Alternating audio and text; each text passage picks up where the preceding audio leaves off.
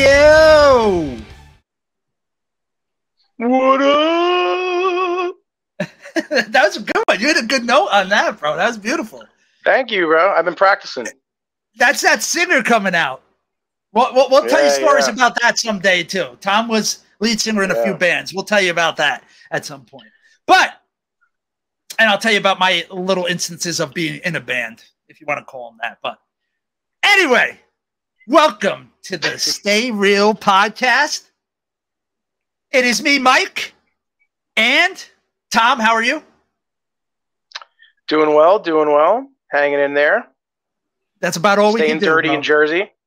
Yeah, staying dirty in Jersey, like you used to be. You're being sweaty in Jersey, that's for sure. Yeah. You're roasting your chestnuts out there in Arizona. No, we don't sweat out here. We don't have a second to. It's already gone. It's already gone. It's already gone. There's nothing we could do. There's nothing we could do. He's gone. And, hey, we do what we could. We do what we could. So we've officially started to have more of a solid platform that we're going to have that you can expect from us every week at the Stay Real podcast. I know I mentioned it before. We're always going to have fitness, but we talked about the retro stuff. We're going to do a movie again this week, but by no means that's not all we're going to do. We're going to talk about a lot of different things. We're going to get into a lot of old stories. I'm sure a lot of you are biting at your nails for some more on guts, I'm sure. And we're going to get to all that. We got things planned. We got to work these things out, and then we promise we're going to bring it. But for this week, in our first segment, we are going to talk about a movie that actually has come up, whether you know it or not, in multiple episodes already. And that is Are You the Little Fat Boy? Now, that is from a movie from 1986 called One Crazy Summer, or Summer Better Off Dead.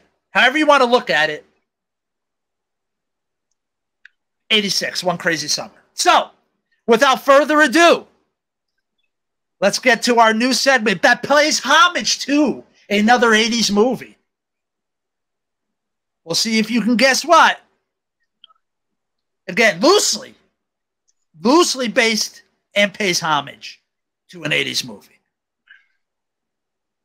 Let's go. Anybody want to play Parcheesi?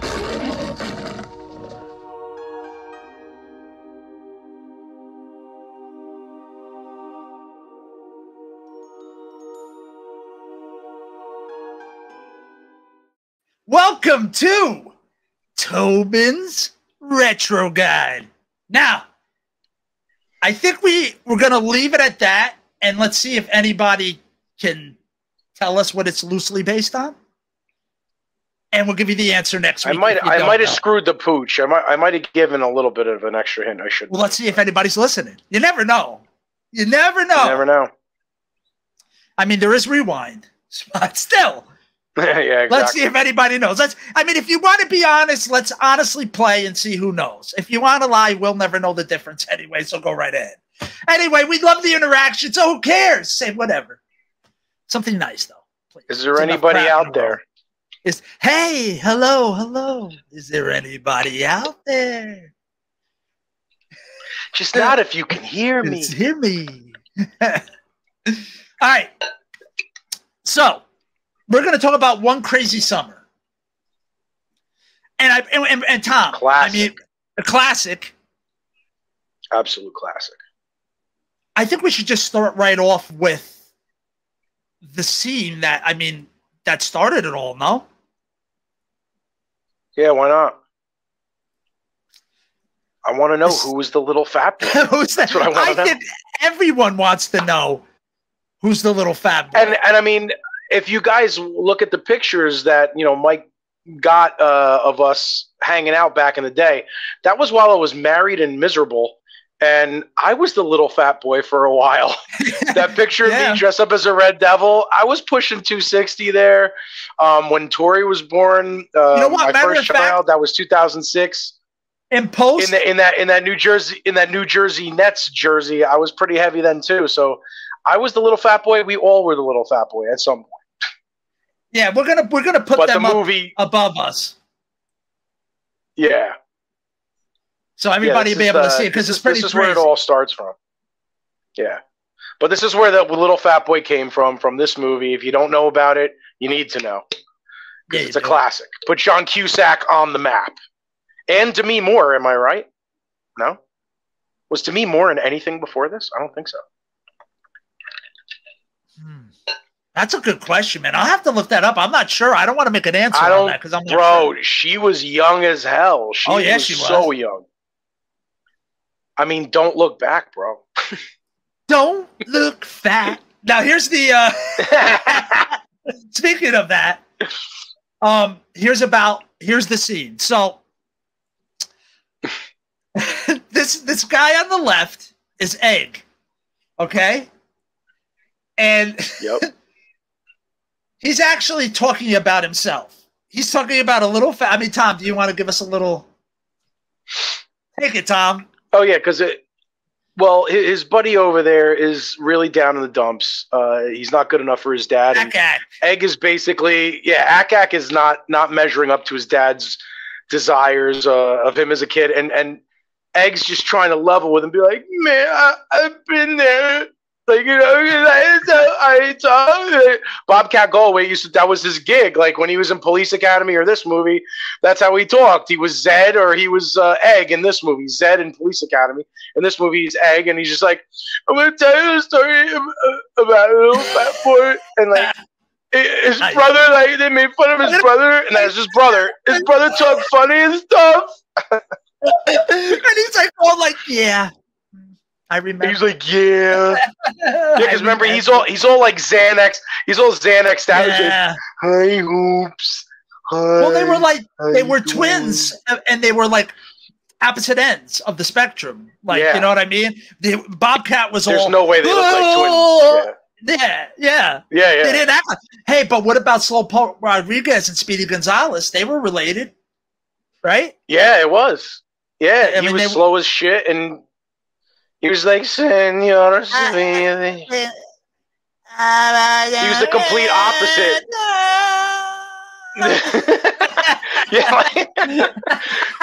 Fucking Speedy was like cocaine or meth, and freaking Slowpoke was a roofie. Right, exactly. Or he was a K-hole. Right, well, either way, whatever your reference is, and then here comes Ak-Ak. Like, listen, were you the little fat boy? Not really. I just like make fun of him. Why are you so fat? Why are you so fat? Yes. That's a classic scene. Oh my god, it's the cute and fuzzy bunnies. Now this is the actual intro right here. Yeah. I forgot the intro with the fuzzy bunnies. Yeah. Yeah, dude. They intro with the fuzzy bunnies, man. They don't come in with real actors. And it's John Cusack narrating. Those cute little bastards. They were such scumbags. They were the opposite of cute and fuzzy. They were pink and, fuckhead. Yeah. Yeah. They were all jerk offs. They all made fun of this guy was the little fat boy too. With his loafers on, dude. Rhino. What was he, a hippo or a rhino? He's a rhino. He's a rhino. Yep. Which is messed up because he's got a horn on his nose. He could impale all those stupid fucking bunnies anytime he wants. And meanwhile, he's like this low down in the dumps dude. Yeah, exactly. We all been there. He's basically Hoops. He's Hoops' alter ego. He's John Cusack's alter ego. Well, of course. Of course. He has all this potential and no one gives a fuck. And that was his therapy as well, in a way. Was drawing his problems out. Yeah. Yeah, he was a badass artist. The artwork was pretty fucking badass, I gotta say. Yeah. Cupid is blind. Yeah, tell me about it. Cupid's blind. What a shocker. Nobody's ever experienced that before, right? And then had to go home by themselves and have a beer. Nobody ever, right? Wait, his beer is called Dud? Dud. It's a fucking dud. Hey, I'm just gonna go home and throw back some duds. Yeah, it's like, almost like Duff for Homer. Yeah. Hey, I just want a tough beer. I'm helping. All right, let's do this. Knock, knock, motherfucker, on your neighbor's door. Fuck you. You're never going to find love. There's me. I'm leaving to go to the desert. Notice the vulture looking at him like the vulture's like, I can't wait till you die. Yeah, exactly. He's like, hi nice people. Will you help me? The me? vulture's skinny as fuck. He's like, oh, please die. You got a lot of fat. It's going to taste so good.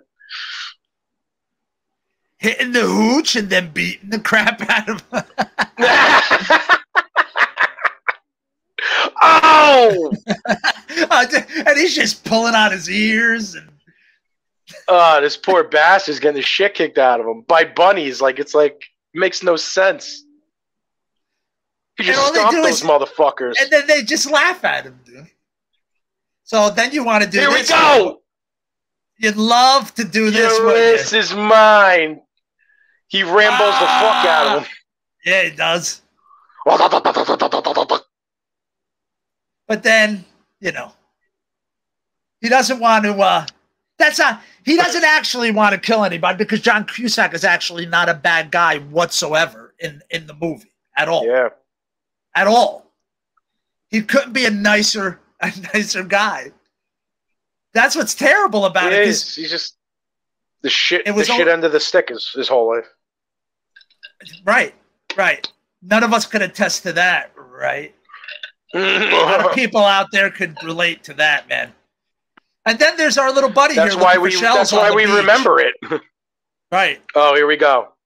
Our little buddy looking for shells for his dad.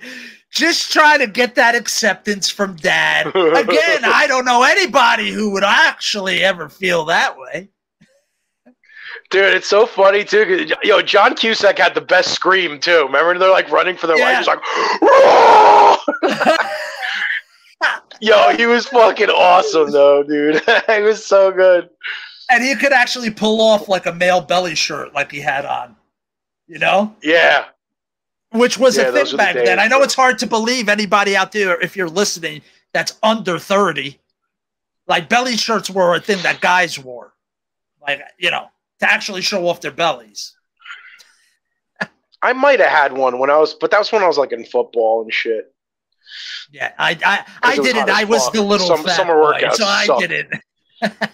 Well, I was a lineman because I was a little fat boy. That's what they do with the bigger guy. They put you on the line.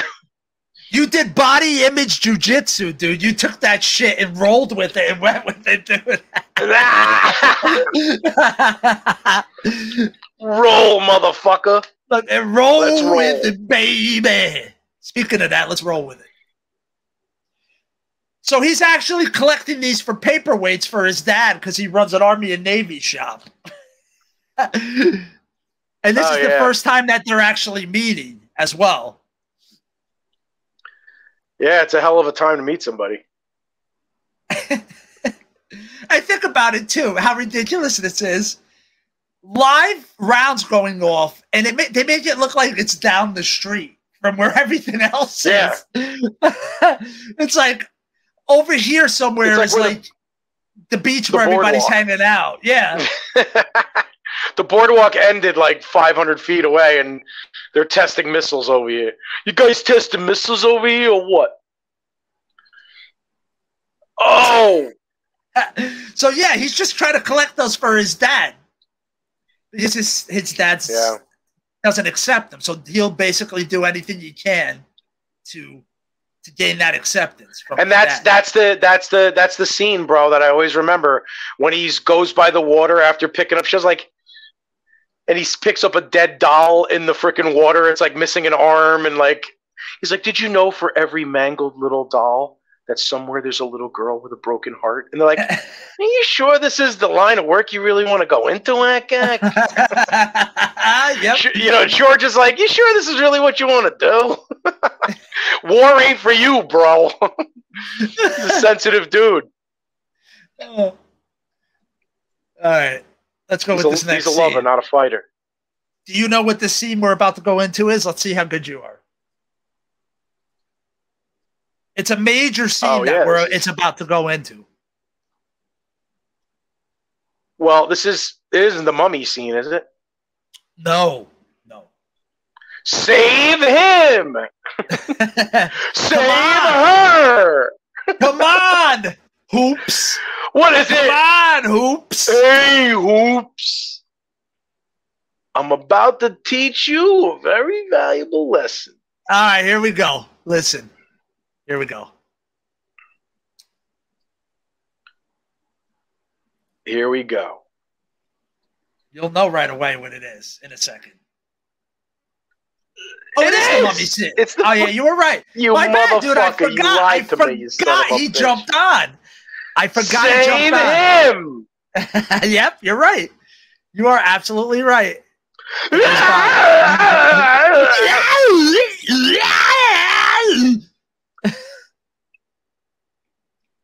This scene. Oh, here it is. The Jeremy Pivens over there being an asshole. Jeremy Slimmons. Yeah. We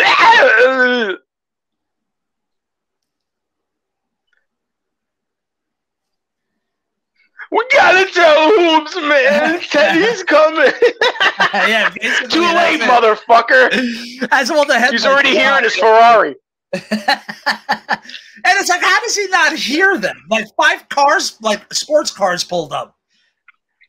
And a Ferrari Testarossa, not mind you, bro. Like, that shit is a distinct sound. Exactly. I'm gonna beat the shit out of this guy after I beat the shit. Yeah, dude. I don't think Demi was in it. What else was she in? Was she in Saint Elmo's Fire? One of them fucking. I think that was. Was she in that? I don't even know. Was that before '86? No, maybe she wasn't even in there. I don't know. I would have to look that up. This is definitely one of her first movies. I never saw her before this movie. I don't think anybody. That doesn't mean she didn't pop up in things. This is the first thing that most people recognize her from. This was pretty big though, dude. Back in the day, HBO was playing this shit on the regular. Yeah, they were. So basically, he was going to beat him up in this scene, and she stepped in and said, "Hey, no, play him at basketball," which we all know he's horrible at.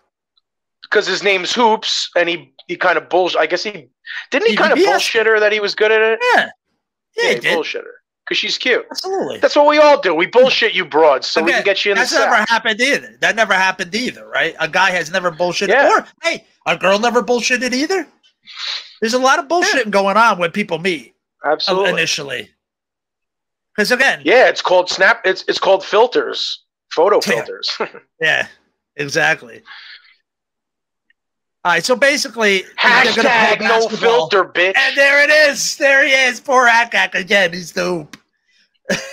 Akak's the hoop. Poor guy gets the nicest guy in the whole freaking movie, and he gets littlest respect until the very end. Then he gets the one thing that he craved more than anything: the acceptance of his father. How beautiful that is! At least they get it. That's why we watch these movies, because it was like, man, this is only going to happen in the movies. I got to watch it here. Yeah. Well, remember, his dad wanted to kick his ass out. His dad wanted him to leave. Yeah, because he didn't want to go in the military. He's like, my house is not a house for cowards, Akak. I expect you out by 0800 hours on Saturday or something. And you're like, the fuck? What a dick. Yeah, I don't know anything that would have happened like that to anyone either. I'm going to kick you out for not going to the military? Not the military. Just replace the military with anything else. Yeah. All right. Here we go. Well, you know he's going to make shots no matter where he is. Of course, Teddy's like, there he is. Yeah, but this is the thing, dude. Teddy's a martial artist and he's a fucking swimmer. But why is he all of a sudden he's better than fucking free throws than Shaq O'Neal? Like, you know what I mean? Right. Like, why is he good at freaking free throws of all things? Right. Exactly. How is he good at free throws? You know what? I feel it's like Greg Louganis or fucking Michael Phelps going up to the foul line. You're like, I'm putting on my money. This guy's gonna make all of his free throws. He ain't gonna fucking make no free throws. He's a fucking swimmer. No, exactly. That's what he does. Oh, I'm doing my lap. Stat, I'm doing my lap. Watch this. I don't think this is one of those things where I think he did this and they kept it in. Like it wasn't planned. Him hitting him in the back of the head. Because it almost looks like he's not ready for it at all. You see that? Like, look at his face, dude. That wasn't in the script. Where'd that come from? Yeah, right? We didn't go over that. Where'd that come from? That wasn't in the script. Oh! He thinks like somebody threw something at him. Like, yo, what the fuck, bro? Yeah, that ain't joking. And look at their faces in the back, dude. They're looking like, I don't remember that being in the script. Yeah, dude. Look at what's her face. Look at Cookie. Yeah. Cookie's like, oh my God, I forgot that I'm showing all my tits right now for a second. Where? Look at my cleavage, everybody. Oh, wait. Was that supposed to happen? Oh, shit. Back to my cleavage. Eyes down there, motherfucker. I'm selling tits here. He stayed in character, though. I'll give him that. And then you got... I know Dow.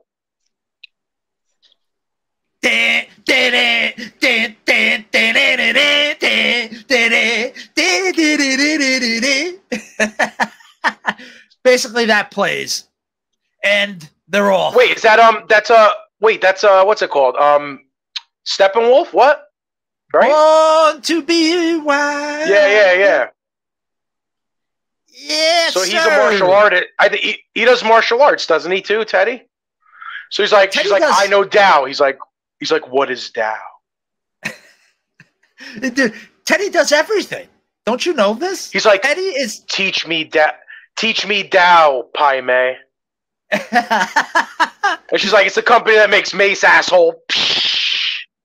All right, dude. Okay. I think we got to hit an iconic scene. I got to throw one in right now. We got to. And I think I'm going to go with this one first because the other one's a little bit more significant, I think. We're going to meet Uncle Frank.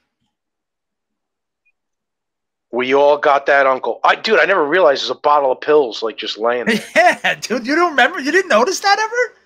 Oh, dude, all I remember with Uncle Frank was cigarettes and the radio and the phone. And good air quality. and the rocket launcher, of course. That he hid under the table. All right, here we go. Uncle Frank wasn't to be fucked with. No, he wasn't. And now, the 500th caller for the summer sweepstakes will be a millionaire. It could be right now. And it could be right now, but it's not. Like he's always dick teasing him. The radio announcer's always dick teasing him, like, because he's about to grab the phone. He's like, son of a bitch, he fucking fooled me again. Like, he just wants to pick up the phone and call in. It's like, it could be now, but it's not. Exactly. An absolute. He was a tortured soul. An absolute ball. Tortured soul, yeah. Poor bastard. So, yeah, look at him. He's fucking losing his mind. Yeah, and imagine just having those two things in there, and that's it. Just the table and the chair, and then the stuff on the table, and that's it. That's all you got. And all they did was come in and say hi, and he's like, "I'm just trying to live my life." God damn it, could you get out of here, George? Can't you see I'm trying to live my dream? George, what the hell are you doing? Get out of here, close the door, damn it, George. I'm trying to concentrate. And then what happens here, this basically from here, they were talking about doing something, and then he's like, no, actually, it wasn't this scene. He was talking to somebody else in this other scene. I'm going to actually bring that one up next, where they go to have dinner with the grandma, and she charges him like yeah, they get a bill. And all of a sudden, it turned to Grandma's Diner. Yeah. And they all start looking at the stars. Dude, remember they all start looking at the fucking ceiling? Like, dude, you never heard that joke? Why is it every time I go out to you and my friends become astronomers? Yep, that's right. John Panette used to say that. Yes, John Panette said that. Yeah. Very nice. Very nice. Rest in peace, John Panette, bro. John Panette was amazing. If you don't know about him.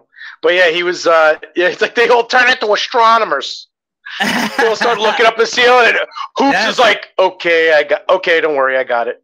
And they're all like, oh, thank God he's gonna pay Grandma. So, but first he thinks that like, oh, I gotta go because it's a special grandma thing. So he's like, yeah. Oh, because he's talking to Demi Moore. That's right. He's talking to Demi Moore. Yeah. He's like, yeah, it's cute, man. Grandma wants us at the house. Yeah, you know how grandmas can be. Yeah, you know how grandmas can be. That's the line. Then you go there and you get a bill. Like this fucking but bitch. not to the very end. Like, it was all grandma until everybody enjoyed themselves. Yep. Then it turned into something totally different. So here we go. We're getting served that last little bit of food here. And here we go. Pay up, motherfucker. There it is, the astronomers. Yeah, they're like, oh, thank God. Yeah, they don't even hide it a little bit. He's like, I'll take care of it. Oops, I forgot my wallet. And most people, Key and I wouldn't notice the little mountain of mashed potatoes that is down in the corner. That's impressive. That's a lot of potatoes, dude. That's a lot of potatoes. Yeah, man. It's like that's Close all he Encounters took. of the Third Kind potatoes. And then there's like a little bit of mess on them, but like, dude, like, you telling me you ate more than is on that plate? How much mashed potatoes did she make? I like potatoes, Hoops. Thank you very much.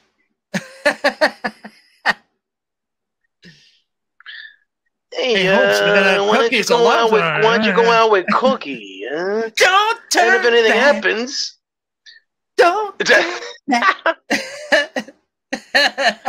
Oh, damn! This is when Demi Moore shows you she got that soul. Yeah, but you want to know who has the most soul? The guitar player in the back. Watch the guy in the back when they do a close-up. He does not want to be there. He doesn't want to be there. Watch. He's like, is the check in the mail yet? He's like, this is fucking bullshit. He's like, I thought this was going to be a wedding reception. Yeah. He's like watching Ak like not know how to dance. Oh, that's the best dance, though, dude. He's like, I can't even do it, dude. I can't even, like, I don't know what the hell he was doing. He's dancing to the beat of his own drum in that scene.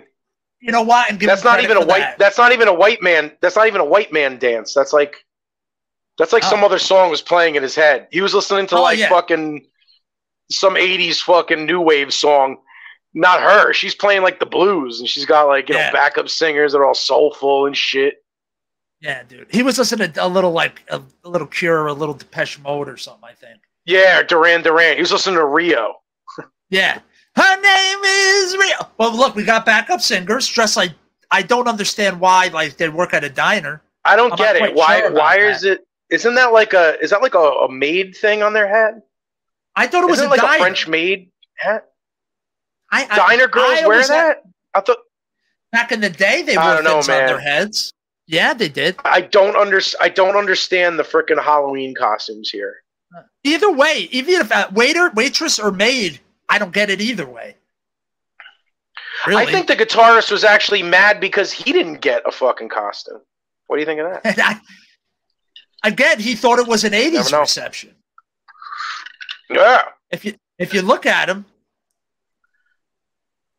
I mean, everybody else looks like they're wearing. Looking at their clothes now, they're like, yeah, they all look like they're wearing costumes too. Tell me you couldn't cut him out of this and put him at a wedding reception. Dude, the motherfucker's got a scarf on. Is that a scarf? That is, or an ascot. I don't know. He's wearing a scarf in a fucking beach ass town.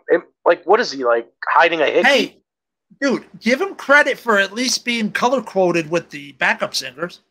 It's the same color as their things. Give him some credit.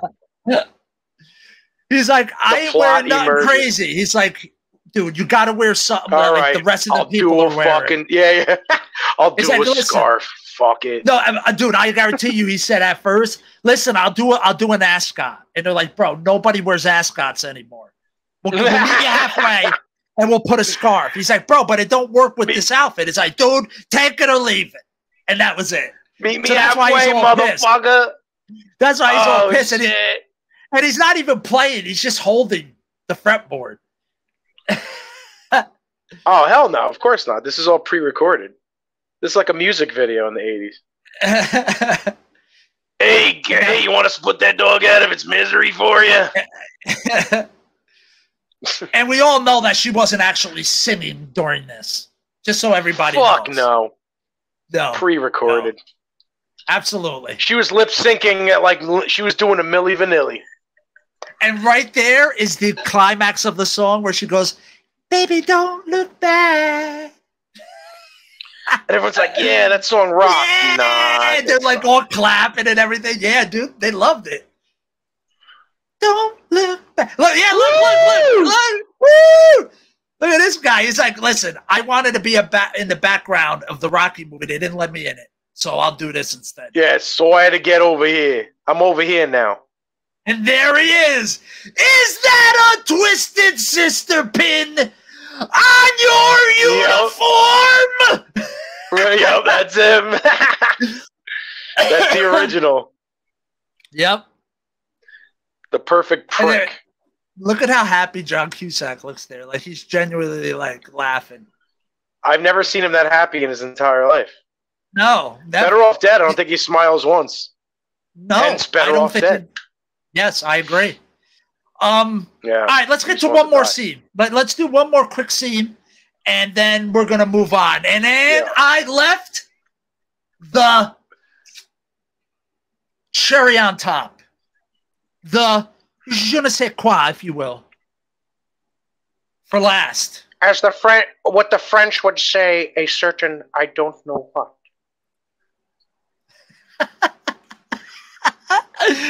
Nice, dude. It's Mojo. Can you guess, Tom, what scene I'm speaking of? You have one guess. That's it. What scene are you speaking of? Yes. What I would end with, the crescendo of this, of our first segment of Tobin's Ritual Guide. I would have to say the Ferrari gets cut up. No. It's not? No. And or is it Hoops finally makes his shot? No, dude. What the fuck, bro? As soon as you see it, you'll know. Boom. Down on the corner, on the street. So, if anybody knows this movie at all, they bury their friend in the ground. You'll bury him. They bury him. They buried him. And then they take off because some girls talk to him. I know that's hard to believe, but they took off on their friend when it's a bunch of chicks talk to him. Yep. And for some reason, this guy decided to put his chair right over a human head after packing enough food for the apocalypse. Proceed to eat all of it. Now, unless this guy was a super quick eater, his friends took off on him for like 2 hours, 3 hours. Yeah, because, dude, isn't that like the carcass of an entire chicken? That's a whole Costco chicken, bro. Gone. Done. And what's with the Nestle in the back? Oh, that's What a the white hell was chocolate that? An Nestle ice there. cream bar? No, that was a regular chocolate bar. That was a little dessert in between hot dogs. Fuck out of here. So, but then, you think after consuming just the food you see down there, that would be enough to make anybody burst and be sick. But this guy decides to coup de grace. I don't know if they show it. Yes, the coup de grace. It's chili con carne with beans. A huge 10-year supply of it. He decides that's to dig the in with a apocalypse spoon. can. Yes, that's what the you can find in a that's bunker. the can you keep in your nuclear bunker. Yeah, fallout. Exactly, dude. Exactly. So he decides to eat that at the end. At the end, after eating all the other stuff. If that was in your nuclear fallout shelter, you'd be able to power like a generator for like 3 years with all the methane coming out of your ass. Without a doubt. Without a doubt. Oh yeah. And major let's just say fart power. They finally figure out that they left them there, and it doesn't turn out well for our friend. George needs resuscitation. CPR ASAP. Get the code card. Death by ass. Exactly. What better way to end that? So that, again, One Crazy Summer. You should check it out. It's good. It's a good movie. If you've seen Better Off Dead and like that, you'll definitely like this, without a doubt. And yeah, it's a must-have for the 80s genre people. There's a lot of people these days, because of Stranger Things and stuff like that, are starting to realize that the 80s were pretty dope, and they're right. So if you're going to go backwards in time, if you're younger than us or whatever, definitely the John Cusack era with Better Off Dead and One Crazy Summer, absolute must-have. I agree. Yeah. So let us know there's if you so like many us. other scenes that we can't even get to. No, dude, we'd be here for an hour. We can do a whole nother 30 minutes on more stuff just from this movie. But then, we're giving too much away then. I figure a couple little spicy tidbits of fun clips and make people go watch the movie, because it deserves a watch. Yeah. So let us know if you like kind of the direction of this stuff. Also, let us know if you know what the name of the segment means and what we're loosely paying homage to. And let us know. But it's time to get into some fitness stuff. Now, last week we talked a little bit about like how I feel about marketing with the way the fitness industry does it, and the way I think it would be better to get more people to do things to make them be healthy or stay healthy, the whole 9 yards. So that leads us into our new segment. It's time to get real. Get real.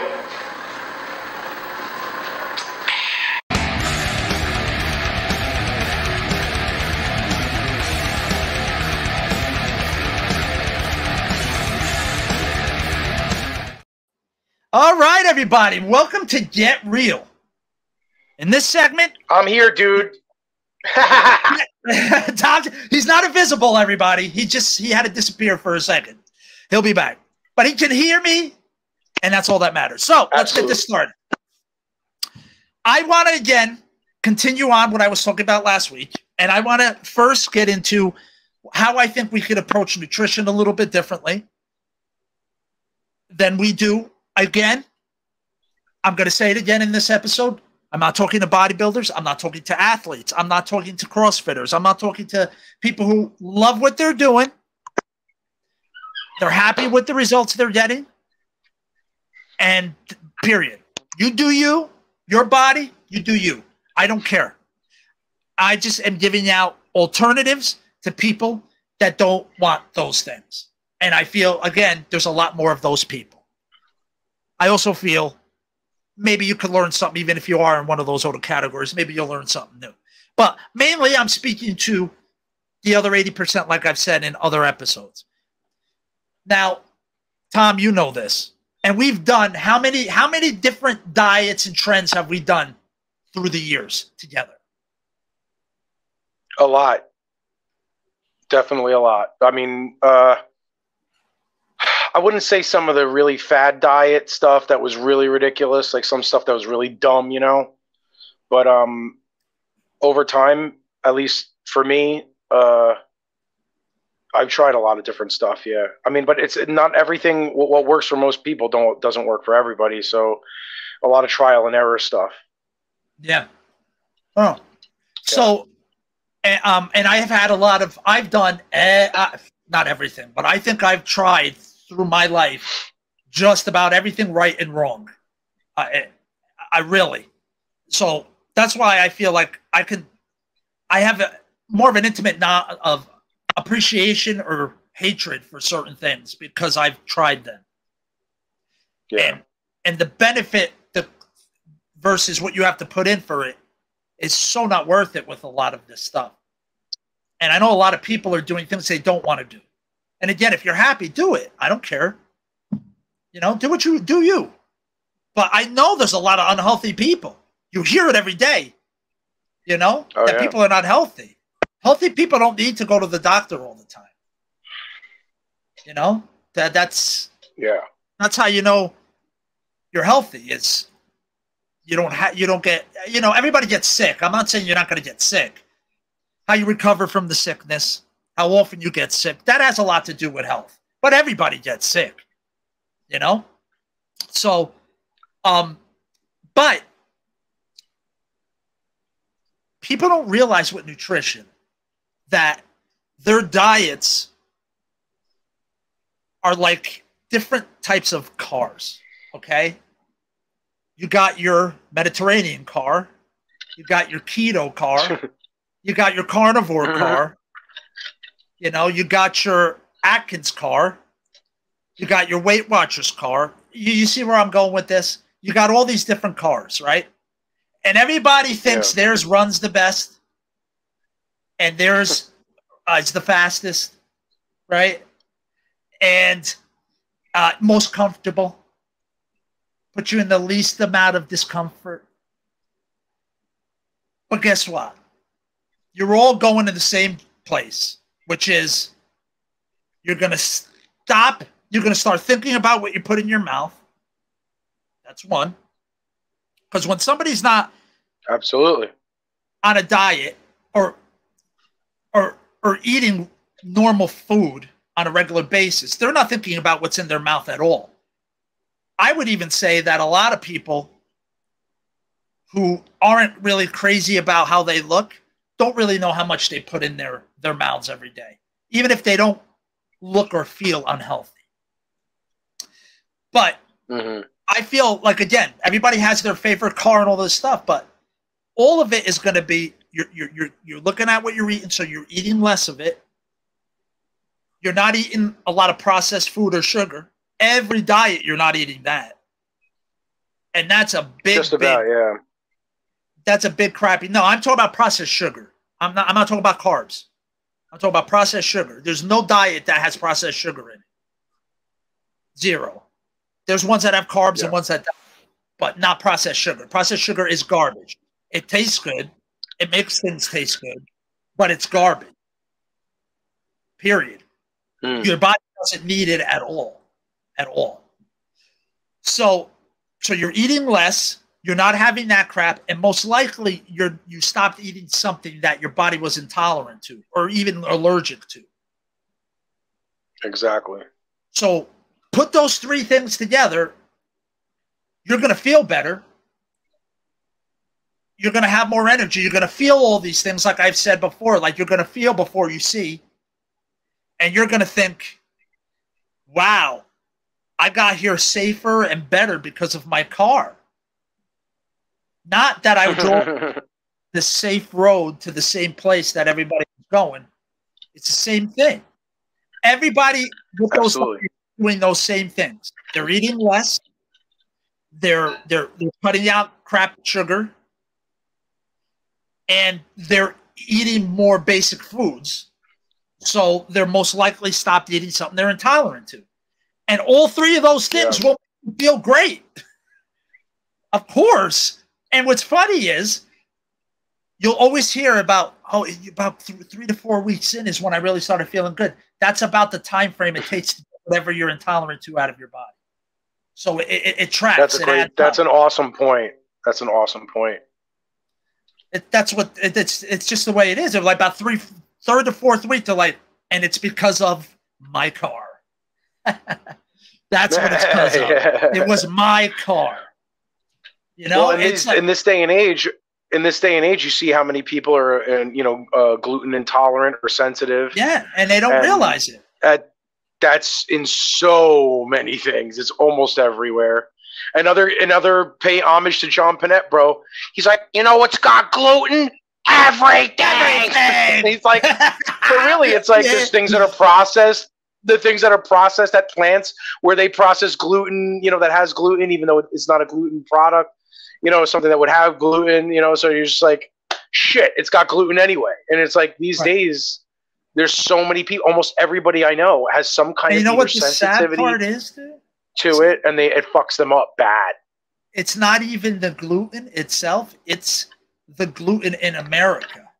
If you ever travel abroad and have bread or stuff and beer outside, they don't have that problem in Italy. No, they don't have that problem in Italy. No, not at all.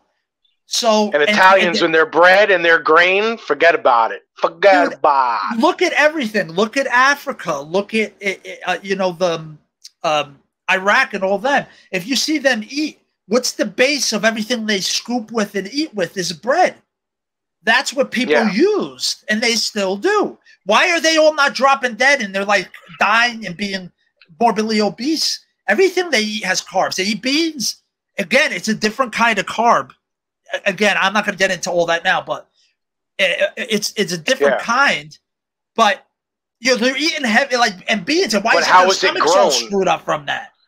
How was it grown and what kind of? It's a totally different kind of wheat and stuff. Completely different crop. Yeah. I believe it's called like heirloom wheat or something. Heirlooms, something like that. I don't quote me on that. That I'm not sure of, but it's a totally different kind of wheat. So again, I don't want to confuse people with that. Here's what I'm trying to get at.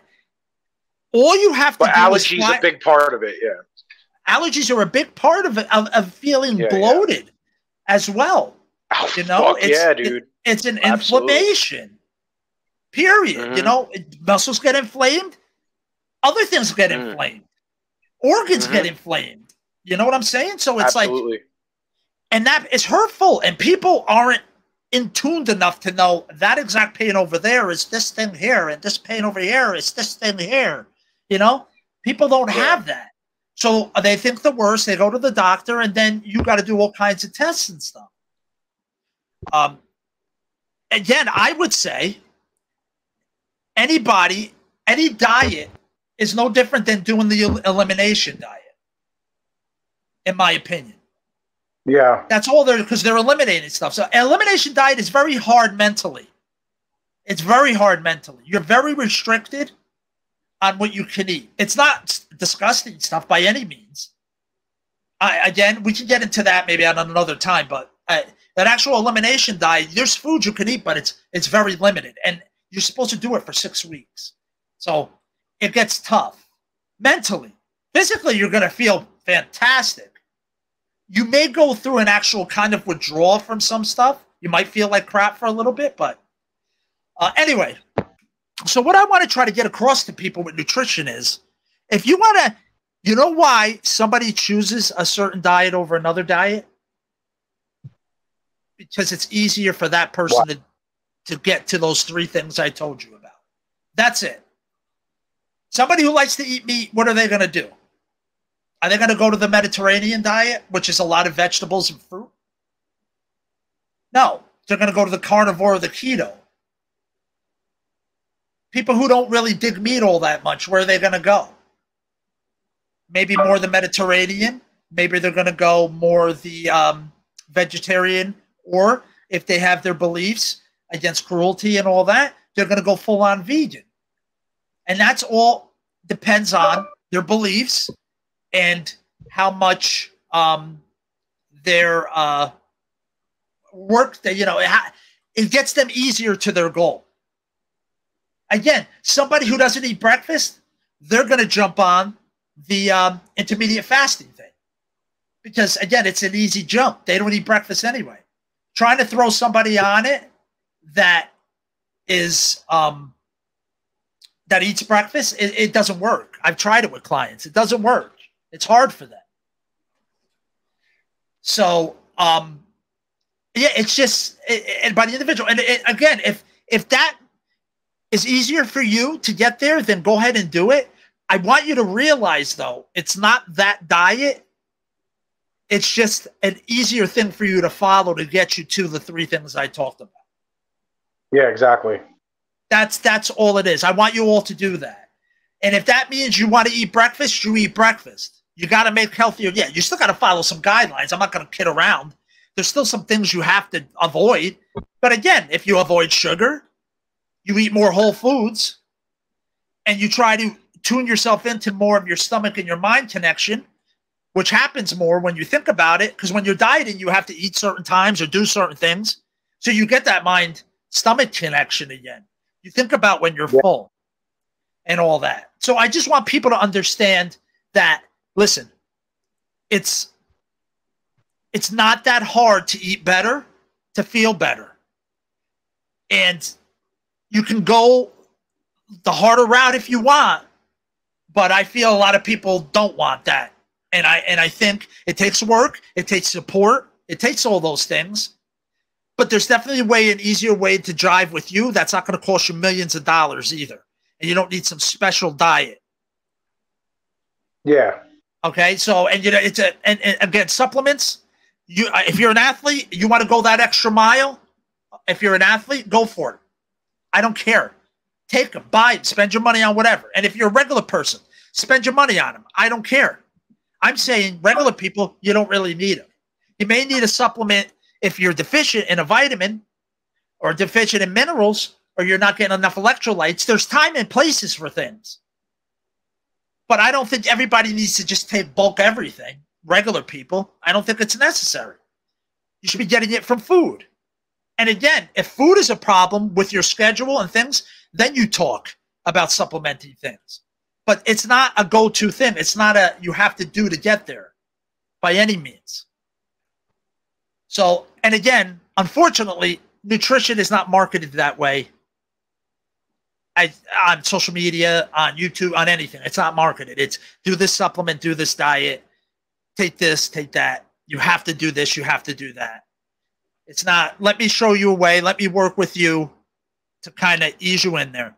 And still, there's still going to be outliers that, are just not ready mentally to go there. Again, that's what it's all about up here. Let's not kid ourselves.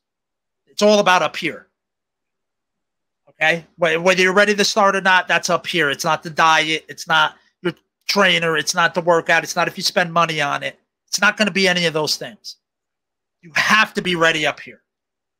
Those things can help, but none of it helps if you're not ready up here. So those are my thoughts on nutrition. Do you have anything to wrap up with nutrition? Because then I want to get into working out a little bit before we end up today. No, I said what I had to before, so but I agree with you. As my mic sounded a little weird, I think my headphones went out. They might have went out a little bit. You sound okay. You sound okay. Okay, cool. No, yeah, so as long as you can hear. So the allergy thing, I think that was one of the things that, when you mentioned that point to me, it really opened me up because I was like, damn, I didn't even think about that. Because you're right. Every diet is an elimination diet in one way, shape, or another. Yes. And dude, allergies, especially as we get older, there are things that I'm allergic to, and everyone can vouch for me. You are allergic to shit as you get older that you were never fucking allergic to when you were young. Right. One day I woke up and it was springtime and I couldn't fucking breathe. And I'm like, I never have this problem. Springtime allergies, never, ever in my life. Just cats. That was it. Just cats. Unfortunately, I've been allergic to cats most of my life. But it's like things as I got older, just all of a sudden you're allergic to something and you didn't even know it. Now, what about if that's internal and you're eating it, something you ate your whole life and you didn't even think about it, and now all of a sudden you're allergic to it? But because it's not natural, it's not from the earth, it's not, something like a more natural, true, real food, you're just like, until you do some kind of diet where you basically are getting back to basics, which most diets tend to do, even if it's eliminating this, eliminating that. Processed sugars are one thing, but there's other things that end up getting eliminated in the process. And then all of a sudden you're like, I feel so much better. Your right. GI motility is better, your track moves better, everything just benefits as your absorption of minerals, everything. It's all tied together, gut health, it's all tied together. So I agree with that. But I think it's cool that you mentioned that most diets are elimination based. Exactly. And people don't think about that. People don't think about that. No, they don't. They don't. No, they do not. And it's unfortunate. I really wish they would. Yeah. All right, let's get to the workout thing. I'm going to try to wrap this up in 10 minutes because that's another thing. I'll expand on it in the future about some different things, but I'm going to be real roundabout and basic with it. Yeah. I feel most people don't need a gym. Regular people that want to be healthy don't need a gym. They don't need a hardcore workout. They don't need to work for an hour, hour and a half out. They don't need to work out 5 days a week. And their workouts can be fitted more and be a little more fun to what they like if they know how to do it themselves or if their trainer's good at doing that. And that could work for them. But where people start when they first go to a gym, I have a real problem with it. Again, I've worked in big box gyms before, so I know how they do it. Yeah. The first thing you're trying to do, obviously, is sell them on training. Let's not kid ourselves. That is your job when you work at a big box gym, is when you have a free set. You know how you get sometimes some free sessions when you join a gym? Or sometimes the trainers will walk around and be like, hey, bro, hey, I see you doing some rows. They're looking pretty cool. Hey, you ever think about doing this? Something like that. And they'll be like, hey, let me show you this. Let me show you this workout over here. And then, okay, hey, you want to buy some sessions with me? That's what we're supposed to do. Yeah. We're supposed to get sessions. So, I'll give you a free one. I'll give you a free hour. I'll walk around. They want us to bother people on the treadmills and on the cardio equipment. I'm like, I don't want to bother people. When people go on there, they zone out. They watch a show. They listen to music, whatever. Yeah. They don't want to talk. So, but what's the first thing that usually happens when you sit with a trainer? They're going to say, let's weigh you. Okay, first of all, 90% of people, that's going to turn them off right away. Right away, because they don't want people to know what they weigh. Okay, maybe 10% are there actually. They're like, yeah, I want to know what I weigh. I blah, blah, blah, blah, blah. Whatever. Because most of them, remember, it's kind of getting thrown on them. They didn't ask for the training. It's kind of getting thrown at them. The salesmen are supposed to push it. They're supposed to push it. Like, it's free. There's no commitment. So a lot of times you'll have people come in. You'll know right away you're wasting an hour. You know it. Some of them are quite upfront with you, too. But you have to do it. But so it's weigh them, already turn a lot of people off. And then it's like, all right, we're going to have you squat. We're going to have you push something. We're going to throw you on a machine over here, blah, blah, blah, blah, blah, like that. I aside from one or two, I don't think any person should squat because most people don't know how to do that movement right. Like, again, regular people don't know how to do that because hence why most people are hurting. Because if you can hinge your hips and do a squat, two movements of the lower body, and you can do them efficiently, you're not in pain. You don't have back pain. You don't have knee pain. You don't have ankle pain. You don't have foot pain. For the most part. There's always exceptions. Yeah. When there's other issues going on, there's exceptions. But you don't have any of those things if you could do those movements. So, most people do a squat and, there's proper ways to teach it. Yeah. And I'm going to tell you something. It's hard to I love working with somebody that's never went to a gym before because it's like an empty cup, man, and you can fill it.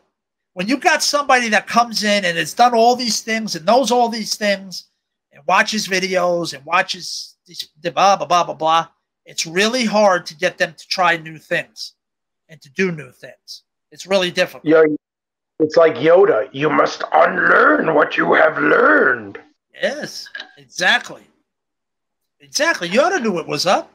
He was the original personal trainer, dude. He really was. An empty. So I just think that's why a lot of them don't buy training, because that's not what they want. That's not at all what they want. Trainers need to be more welcoming and just meet a person where they're at and just get to know the person. Like a first consultation or setting that I meet a person, I just want to get to know them. I mean, I tell them what I do, but I just want to get to know them and maybe connect on something first. Because if a person has a wall up, they're never going to want to do anything. So I think that wall needs to be breaking down as a trainer, you know, is to break down that wall and let them know, hey, I'm just here to help, and we're going to go at this speed. And, hey, guess what? You don't have to do that. You do this. It doesn't have to be that way. It could be this way. Oh, you didn't do that today? That's okay. Well, this is going to be this way now. Just understand that. But we're good. Let's just stay consistent. The big C word that nobody likes. The other C word that nobody likes. Consistency. Unless you're in Britain. Right. Well, then it's the same thing as saying mom. But that's the thing. It's really hard. And it's not a week. Sometimes it's not a month. Sometimes it's not 2 months. Sometimes it's 5 months, a year. But when you stay consistent, again, doesn't mean you're killing yourself. You're just staying consistent. Then things happen. And unfortunately, most people are starting at a really bad point. And if we address those points better and help them get back to a balance, again, I've talked about that, back to a balance, and then going wherever the client wants to go, I think more people would keep doing it. I don't think it cuts people out that don't have a lot of money. I think it's very attainable for anyone. And I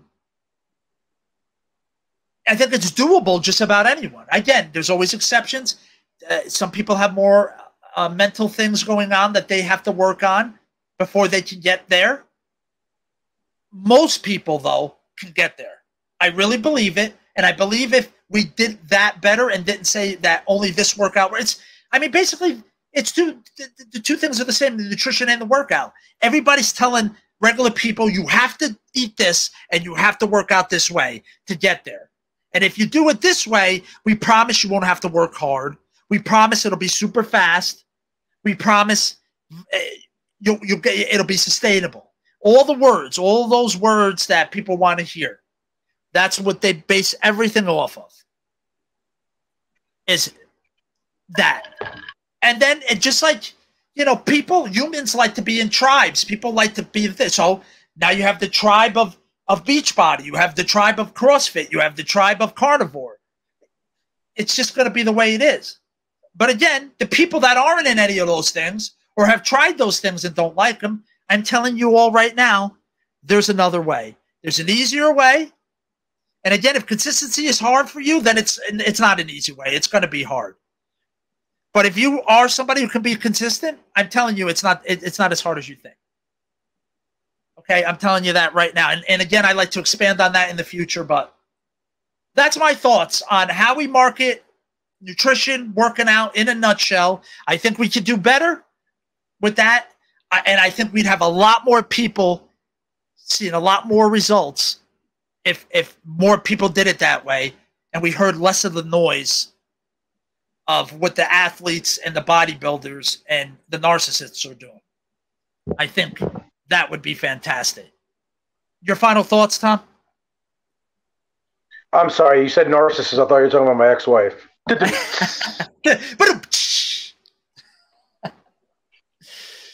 No, I agree. All right, I think that. Oh, go ahead. Sorry, dude. Go ahead. No, I think that the most important thing is consistency with anything. Consistency with diet, consistency with working out, with movement. Above all things, and it's too easy. you know, when you feel like you're invincible, like when you and me were in our 20s, bro, we felt like we were invincible, felt like we were never going to get hurt. Nothing could touch us. We could work out every day, never get injured. Like injuries almost never happened. It felt like. Yeah, dude, you know what the most sobering thing is, bro? Is the day you realize that warm-up could no longer be a light set of whatever you're doing. No, not anymore. Back in the day, maybe like, all right, it's a late set. No, not no more. Now you have to ease into it. Everything's tight. Everything has scar tissue. You have to get mobility in there, dude. You have to get mobility in there before you move it. Injuries pile up over the years, and however insignificant or significant, they start taking away from your mobility, your flexibility, and you just one day you just wake up feeling old as fuck. And like that's what happened to me within the last like year or two.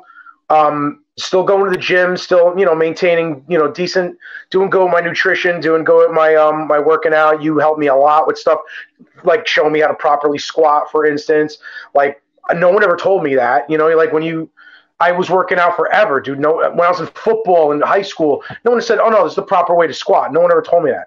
So it's like until I was doing that the right way, dude, I had so much problems, bro. Hip problems, knee problems.